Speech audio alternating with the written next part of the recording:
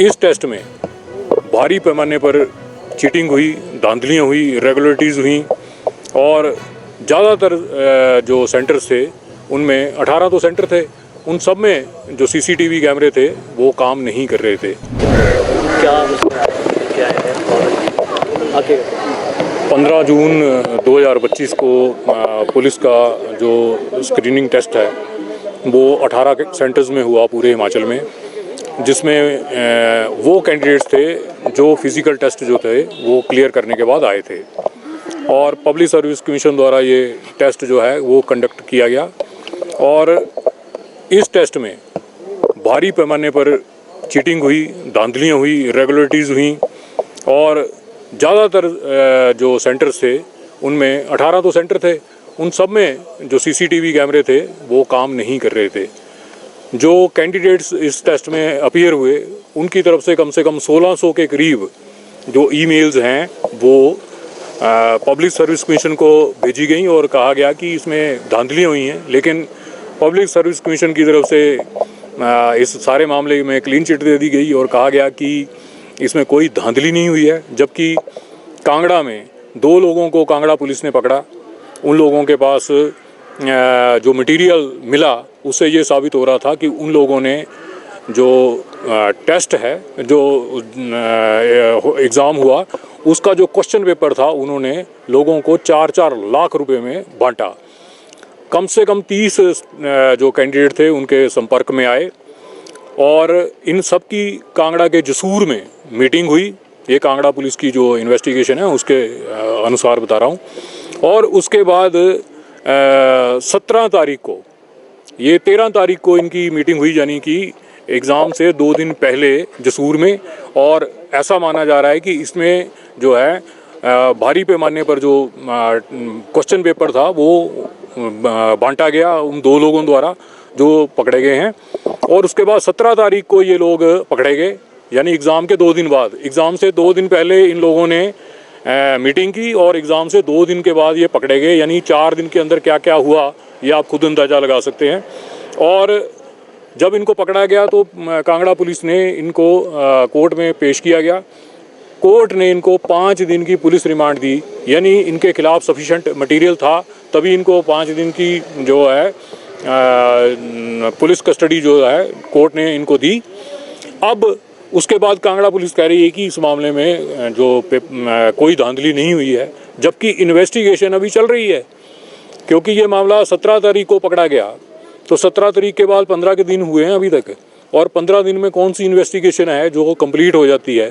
और एक्यूज जो पकड़े गए हैं वो शायद अभी भी सलाखों के पीछे हैं। तो एक तरह से पब्लिक सर्विस कमीशन हो या कांगड़ा पुलिस हो, एक तरह से ये माहौल बना रहे हैं कि वो 2 एक्यूज जो पकड़े गए हैं उन लोगों को जमानत वह मिल जाए। हमने उसी से दुखी होकर कोर्ट में जो है कम से कम 1000 के करीब कैंडिडेट थे, उन्होंने मेरे से संपर्क किया और कहा कि इसमें हमने केस लगाना है।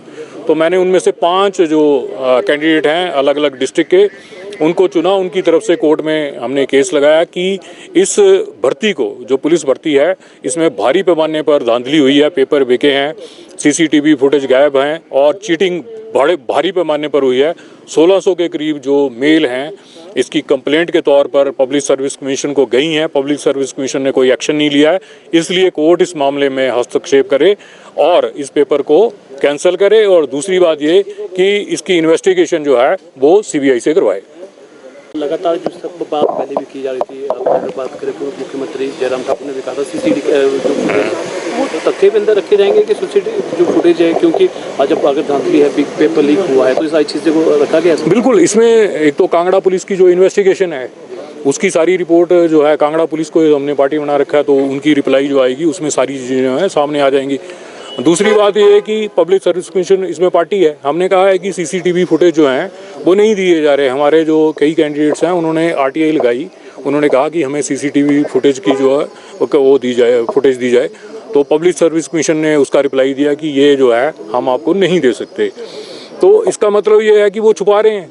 लेकिन अब जब मामला कोर्ट में है तो कोर्ट नेचुरली उनसे सीसीटीवी फुटेज मंगवाएगा और दूध का दूध, पानी का पानी होगा। नोटिस भी हाँ, इसमें इसको इसमें सरकार को नोटिस हुआ और पब्लिक सर्विस कमीशन को नोटिस हुआ है। हमने पार्टी तो सीबीआई को भी बनाया है, लेकिन जब कोर्ट को लगेगा कि इस मामले में सीबीआई जांच की ज़रूरत है तो फिर सीबीआई को भी कोर्ट नोटिस कर देगा। तो जिस तरह से इस बार यहाँ पर पब्लिक सर्विस कमीशन द्वारा पेपर करवाए गए थे, तो कहीं ना कहीं अब उस पर भी प्रश्न चिन्ह यहाँ पर उठ रहे हैं भर्ती प्रक्रिया को लेकर। बिल्कुल, सबसे बड़ी बात तो ये है कि अगर आप क्लीन हैं तो आपके सीसीटीवी फुटेज जो हैं वो साफ़ होने चाहिए, वो पब्लिक डोमेन में होना चाहिए, आपको बताना चाहिए।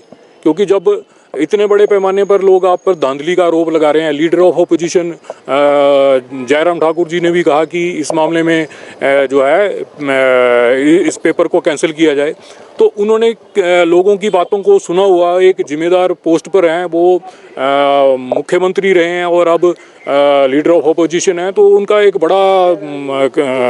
बड़ा करैक्टर है उनका। तो उनके अगर कहने की बात आ रही है कि पेपर में धांधली हुई है, तो और स्टूडेंट भी अगर कह रहे हैं धांधली हुई है, तो इसमें इन्वेस्टिगेशन करवाने की ज़रूरत है। और दूसरी बात यह कि इस पेपर को कैंसिल किया जाना चाहिए। जयराम सरकार जब थी तो पुलिस भर्ती जो थी वो कैंसिल हुई थी, तो उसी लेवल पर ये है, दोबारा से इसके पेपर होने चाहिए। तो क्योंकि जो बच्चे हैं उन्होंने दिन रात मेहनत की हुई है, और कोई लोग चीटिंग करके या पैसे से पेपर खरीद के अगर उनसे ऊपर आ जाते हैं तो उनके ऊपर क्या बीतेगी। एक तरह से आप जो टैलेंट है उसके साथ खिलवाड़ कर रहे हैं। तो अगली हियरिंग पे क्या क्या रखा है कोर्ट ने, और कब? कोर्ट ने रिप्लाई मांगा है उन सारे जितनी भी पार्टी हैं सबसे रिप्लाई मांगा है कि आप अपना जवाब दो, जो हमने एलिगेशन लगाए हैं उसका जवाब दो। अगली हियरिंग कब? अगली हियरिंग की डेट नहीं दी है, 4 हफ्ते का टाइम दिया उनको, 4 हफ्ते के बाद जो है मैटर लिस्ट हो जाएगा।